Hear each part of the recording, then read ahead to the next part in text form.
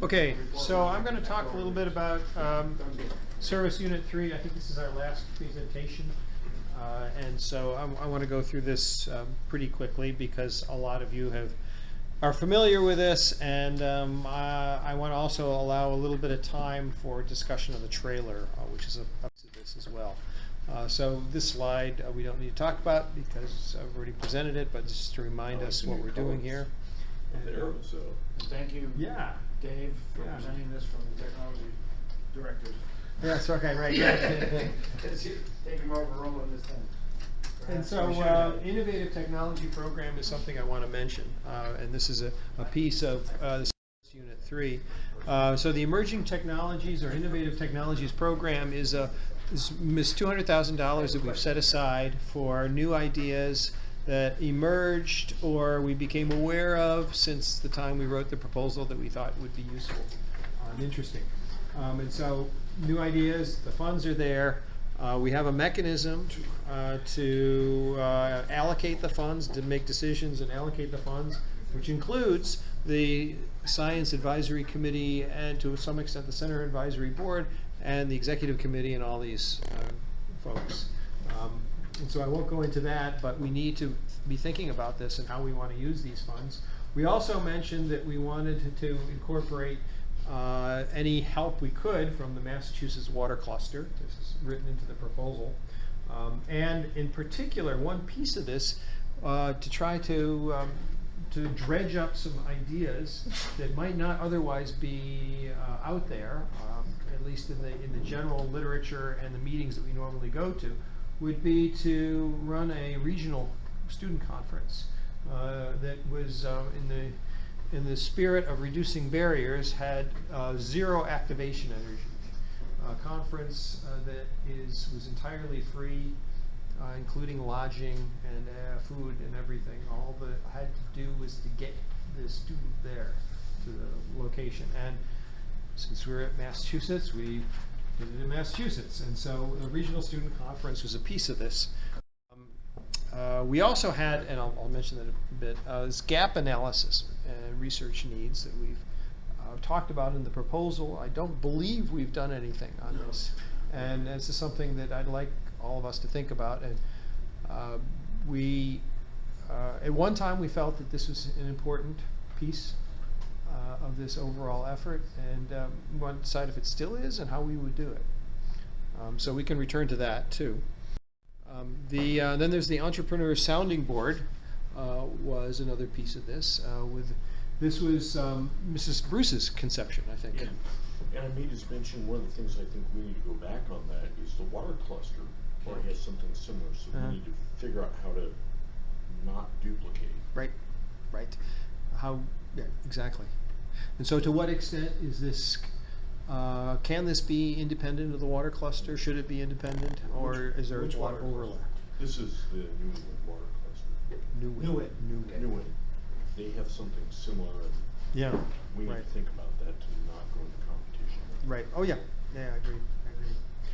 So this is more of a list of some things that we've talked about originally, and we need to take some action on this.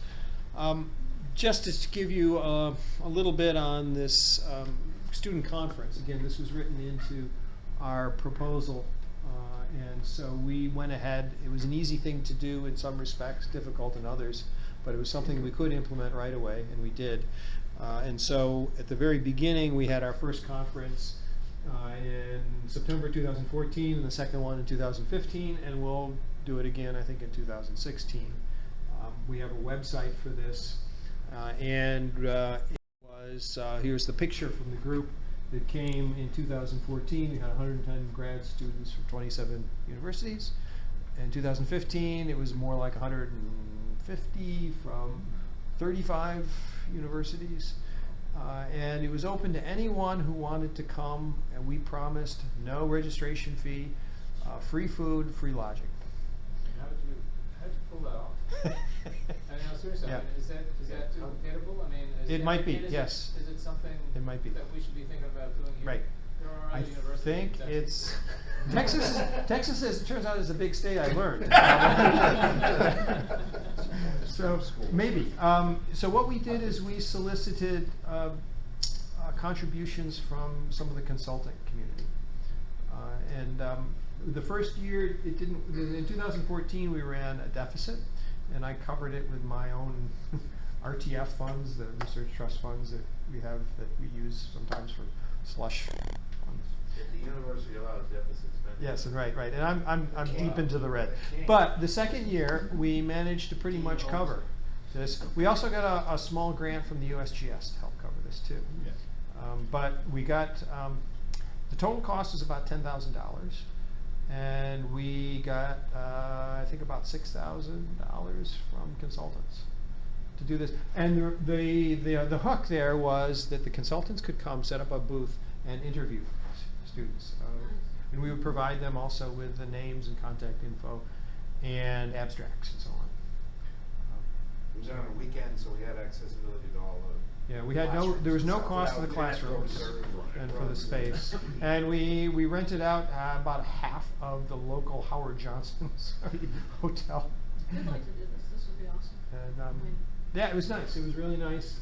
The students loved it. Can we use your fund? Yeah.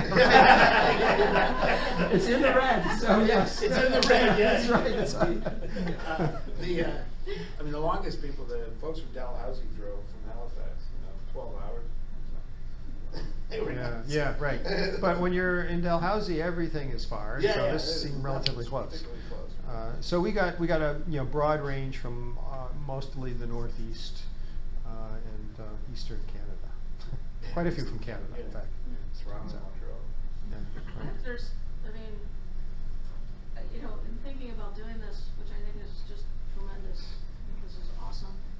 I think one of the things that would be really cool is we could have, in addition to the symposium, some workshops on career development, stuff like that. Yeah, right.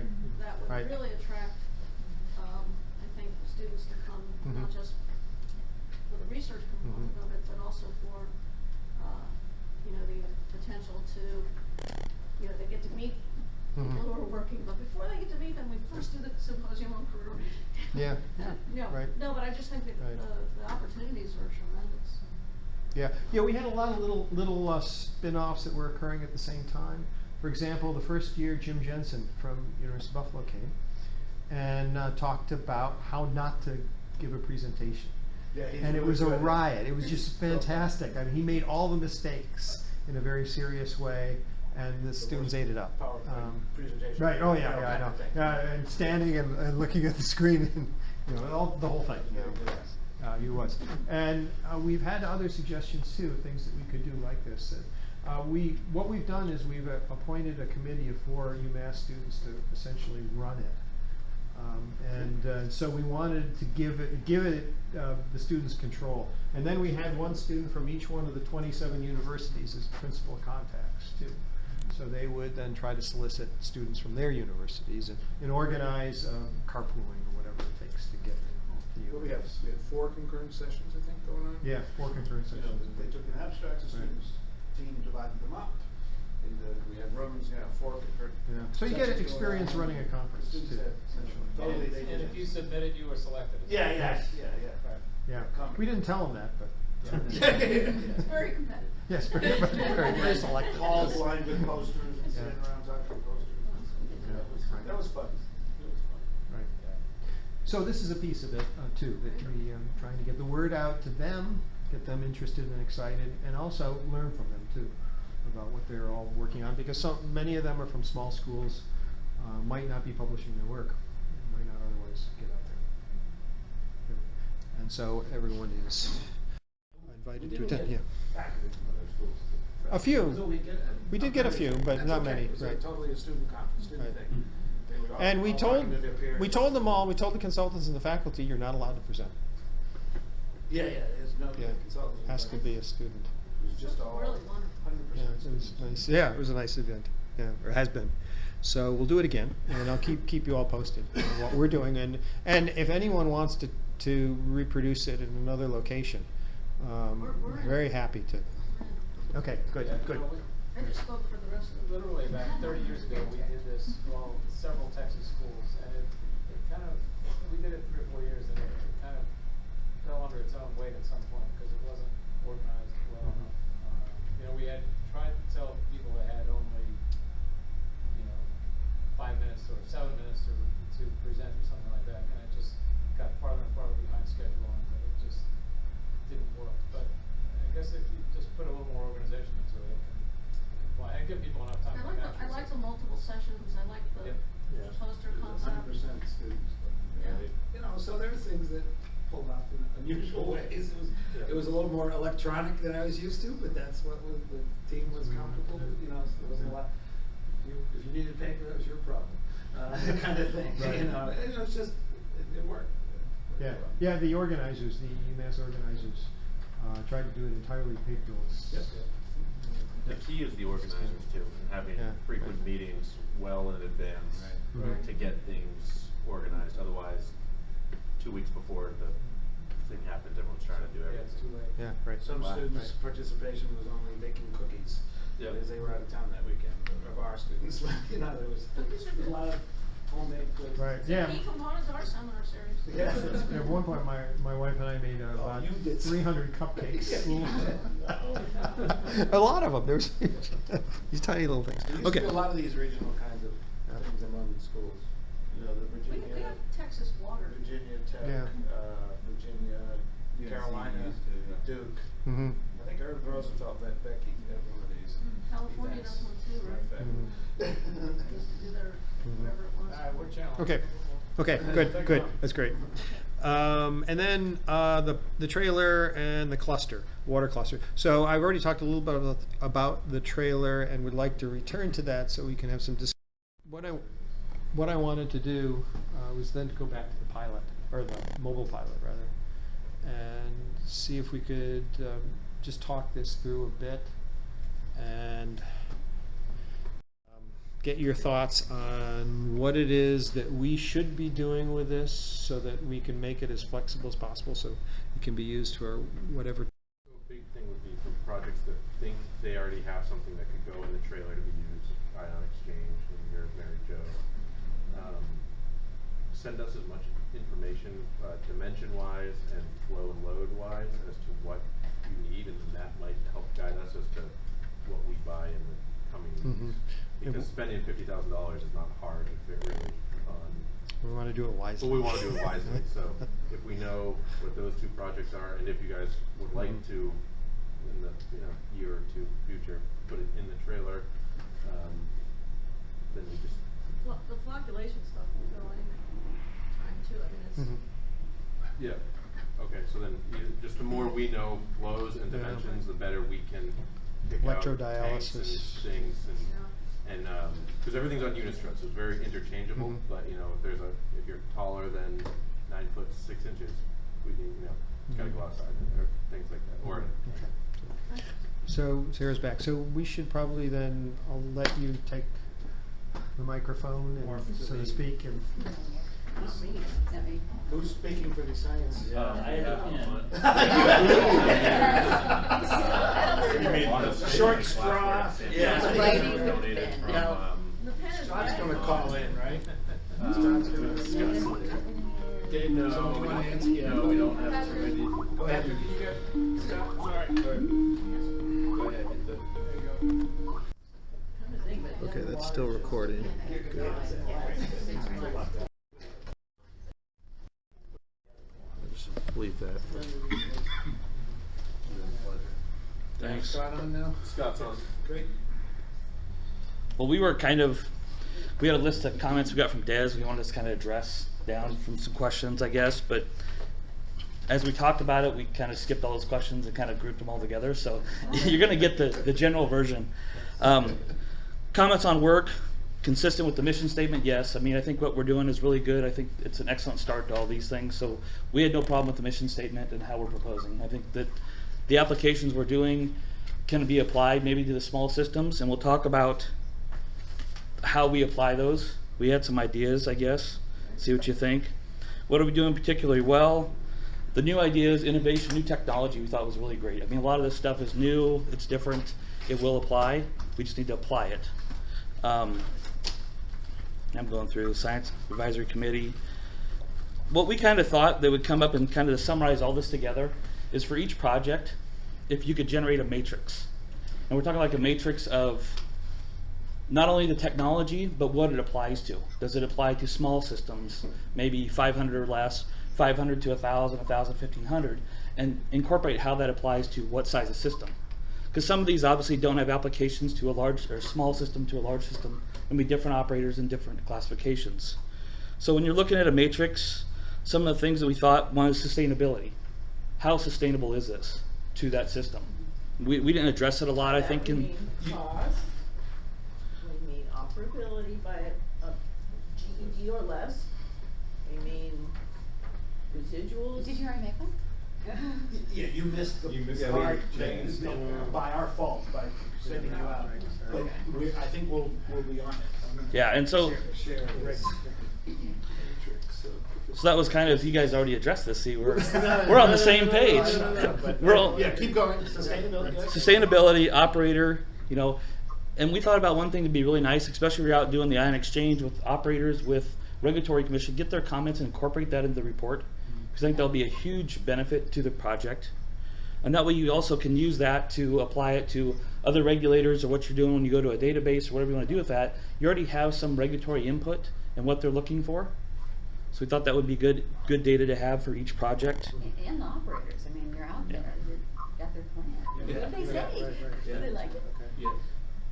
And that's where regulator pre-feedback. I mean, if you have any regulators you can deal with that you say, here's the project we're looking at, what's your feedback? Besides her. She already gave us her feedback. Under the bus. A benchmark, one thing that'd be nice to have is what technology are you trying to replace? And can you benchmark against that? Yeah, So, you know, I want to use this to replace this because it is a cheaper option or it's easier to operate.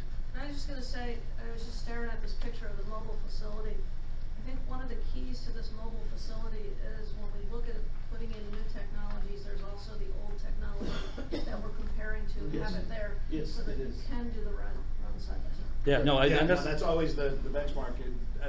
This is very important, but the idea is that you have either the existing or the control and then the new. Right. Two trains, always equal power. Yeah. part of the part that always gets forgot. I mean, it doesn't matter where you're at. You can always come up with a treatment technology in some way to treat the system what you want to do. It's the residual management. We really need to address that. If there's a residual, how do you manage it? I mean, that's going to be a big part of your cost. And a lot, even in EPA studies, I know a lot of time residual management's kind of slid to the side. You can take it to the public water supply or wastewater system, whatever, but that's not always the case. So if there's some residual management that we have to look at, we need to look at that, at least have incorporate that somehow into your cost of your project. And then intermittent operations. Everything we kind of look at is a continuous flow. So if we can look at somehow what happens to the system if you operate 8 hours a day, 2 hours a day. Does it stay wet? Does it work? Will it recover right away? So those were kind of, like I said, we didn't address all the A1 through D3 or whatever, but these apply kind of to all of them. Instead of going through step by step, we thought we'd be a lot quicker just to kind of talk about that. Other things, other just comments, we thought it'd really help if when you're doing these or everybody goes out and visits a small system. Go visit who your target audience is. Meet them. Take See. all these students to visit 2 or 3 real small systems. I have. One of your students asked me yesterday if there really were systems that only had 900 people. I mean, they have And done that's who pilot you're studies, trying but to- nothing That's who you're small. addressing here. So that tells me that no matter, I mean, as Scott has told us that you had a webinar about, you know, the problems of small systems put on by those guys in Colorado who I didn't know. So I know what that was about, and I'm suggesting that you should still go see some small systems. Yeah, that's a good idea. And take the gang, the whole gang, Yeah. and get them out to see 3 or 4 of them, so they really get a picture. We need to see them ourselves. Yeah, you do, you do. I mean, It's really hard to imagine. You know, I wish I until had you're you guys in standing there. December and taken them all to Marlin. It was the worst plant I've ever been at. And it would have been very eye-opening. Was there a tree growing in the sedimentation tank? No, but okay. I've seen that though too. Well, I have too, that's Yep. why I asked. No, the sedimentation tanks were not only they were upflow, with the breaks and, not only were they not turned on, they weren't wired. They were feeding membranes, they had 1 out of 3 service pumps, they had no other source of water, they had no way to get their neutralization tank waste to the wastewater plant. They weren't neutralizing the neutralization tank. They had no way to get their sludge out of their sludge basin. We had to get pumper trucks for them. They didn't realize that when they were turning on their chemicals, they weren't always getting where they were supposed to go. I mean, I don't know anything that was working. So I know what the operating principle of this plant is. It was if it's broke, don't do Right. it. There's this form. I Well, take nobody gets things to- and I write it on the form. The words, we have a membrane plant didn't solve everything. Yeah. Woo! No, if you have a conventional plant, it's the same. Yeah, no, I'm just joking. Oh You my have a goodness, box it's that was awful. given to you by Trident that was good at one time, and the mixer's gone, the flocculator paddles broke, so we just took them out. And there's holes in the filter media. Oh, we didn't know that was there. Well, yeah, okay, I'm not gonna drink your water Meters aren't anymore. on. There were mud daubers growing in the turbidimeter bodies. Yeah. Oh, man. Okay, so Anyway, just sorry. So- go see the. You need to Go- go On the ground, visit yeah. them. Boots on the ground, just go visit. Like I said, if you're out doing the pilot study, you're talking to the operators anyway, just include that data in, or at least include some of that feedback as part of the project. There was some questions and discussion about better understanding commercial available, doing the same thing or similar things. When we're doing literature research, if you find anything that is commercially available that's doing a similar application, would that be a viable option that's already there, and what's that cost relative to what we're trying to prove? I mean, for instance, when we looked at this is a positive thing, but the nitrate test strips for the paper, you know, Hawk makes the same thing, but they're like $3 a shot, and we're talking about $1 a shot or cheaper. That's a great thing. I mean, we all thought that was really neat, and that would be a great application to small systems. So there's some out there, but you could further demonstrate and bolster what you're doing as this is even better. You know, if you can commercially make those. So that was kind of a concept. The standardization approach would be great. It's going to be hard. I think you have a tough road to hoe, but I think that's a great thing. If we could get that even among states, not even just intrastate, out of state, get everybody kind of get on the same thing. And that's hard to do. Presentations, rural water, all those things I think we could do. I mean, from our standpoint, we discussed this, but I mean, I would definitely take some of this stuff to a rural water conference. We do a lot of talks there. I would love to take that to rural water, Nebraska, Kansas, Iowa, and present it. And if you have, you know, when we get down to the end of this, we have something we can do. I think we could all do that. If you deal with small systems, I think you'll get people that would do that. And like I said, regulatories, Marla could go talk to the whole agency, do a lunch and learn at your own office. I don't know, but I think there's some ways to get that out. Like I said, the biggest thing is just apply it to the small systems.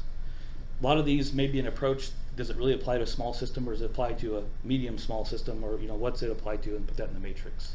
Can you really see a small system using this? Denitrification filter, will they really run it? Things like that. So. And then we did have some concern about the availability of certain elements that you're sinking a lot of energy into the ferry and that cool air stripping membrane, which, you know, if we can find somebody to make one that won't die, would be great. Everybody likes that I idea. think it's a chicken egg thing, and I think the Might deal be. is that, It might be. I mean, I think the advantage we have is that we have a relationship with a company that knows how to do this, market it, and make it happen. Yeah. We have to provide them with enough, and this is, Frank, as I said, Frank said that he spoke to them about switching to this. It's a big investment. In order to make that investment, they have to know that the market's there, and if they know they can fill the market, you know, and so what scares me about it in particular is, and I was having this discussion with Mary Jo this morning, it's like, so can I sell someone the idea that there is a market if I could get 25% removal if I blow air through water? And that's, you know, I mean,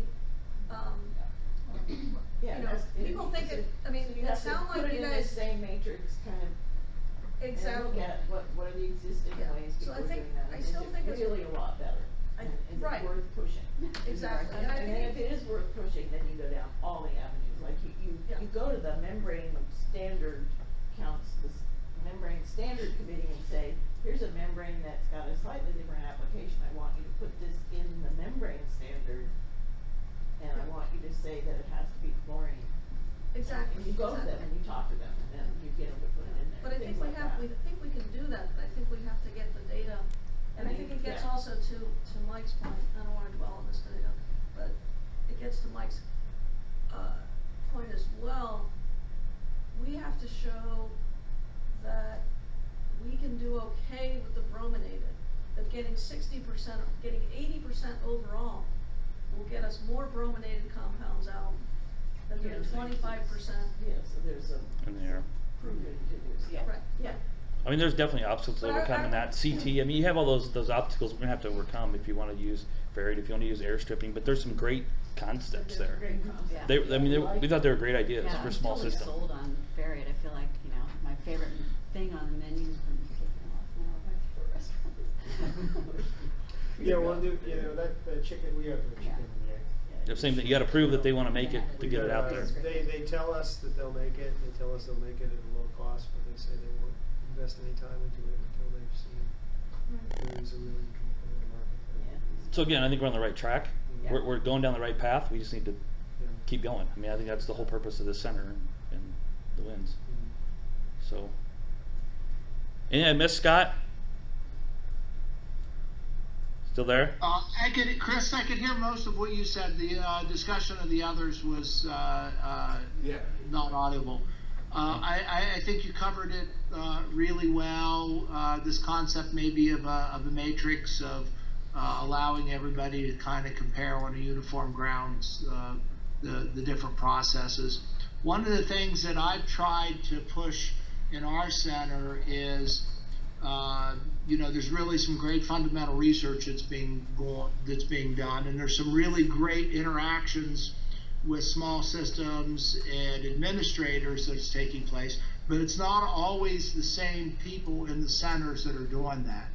And so if we can strive to try to bring the researchers that are doing the fundamental things, have them some interactions with the small systems to give them a little bit better idea of what's going on out there, could be useful in them understanding the context in which they're developing these fundamental sensors, processes that are moving along. That's not easily done. It's a struggle on our end, but I think it's a healthy thing for all of us to do. I'd like to say one thing to the idea of having this coming to the end. You know, this has been incredible for us, the discussions, with having some EDA, having all of you with the experience and regulations and working with systems. You know, of all the things, of all the WIN stuff I've sat and participated in, this is by far the most useful thing we've done in terms of expanding my ability to do better work. So the feedback's been phenomenal. It's also been really good to push our students to get things done by yesterday. That's one of the things that webinars do too, you know? Yes, good to have a deadline. Deadline. So I agree with Lynn's comment. Thank you. Just very useful feedback. So we need to do a virtual meeting, I think, we're planning the next, our next center-wide Yeah. is something. Probably right after the semester, before everyone starts traveling. There's never we just have to try to. There we go. And we're gonna have 100% doodle poll participation here on that. He's not annoyed by that. With the 3-day limit. So, you know, I think also we need to write up a little bit of a serious set of action items that we want to take as a result of the comments and the discussion we've had too, as a follow-up. And then distribute that. Make sure that we're on the right track.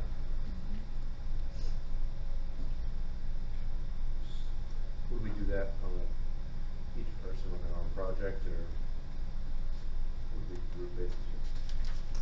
I think what we do is write up some that would be probably center-wide first, distribute it to the group, and see what we need to add that might be project-specific. Because a lot of this is overarching. Yeah, send it out like meeting minutes. Yeah. Say, okay, here's the things that we all need to think about, and who wants to add in here, Mhm. that they know they need to do. See, if you write it down and make you send it out. I learned that lesson. There you go. Yeah. Yep. We're not gonna make you sit Why'd you say down. that, Chris? Why'd you say that? Chris, I just wonder, and I don't know if you or somebody else on the committee is the right one, but it might be useful on the plane ride home to just kind of sketch out what you mean by this matrix, just so we're sure we have in mind the same thing you guys had in mind before we go create something that's different. Okay. So if you could do that, that'd be great. Distribute the comments via everybody's email, so I can send it out to the committee. You all Yeah, have because got- I've gotten if you emails send that it have to all me, I those can on send there. it out. We could draw it on that whiteboard in 10 minutes. Okay. Yeah, right. We have a volunteer. You have to get the screen. Yep, I get the screen. This is Where just are a we at whiteboard here? exercise. You really leave the lawnmower in the hard hat. Yeah. We're 10 minutes away from finishing. Okay. Is that our last agenda item? All right, so. Yeah, It this was. is- That was it. Wow, we've been on time. So now I'm gonna do that thing. I think, particular, that's that concept. Build a facility with again, this is both wastewater and drinking water, in the world of one water. It's a little bit of everything. And modeled a little bit after the Southern Ontario Water Commission, I forget now. They have a facility like this they just built at the University of Guelph to do something similar.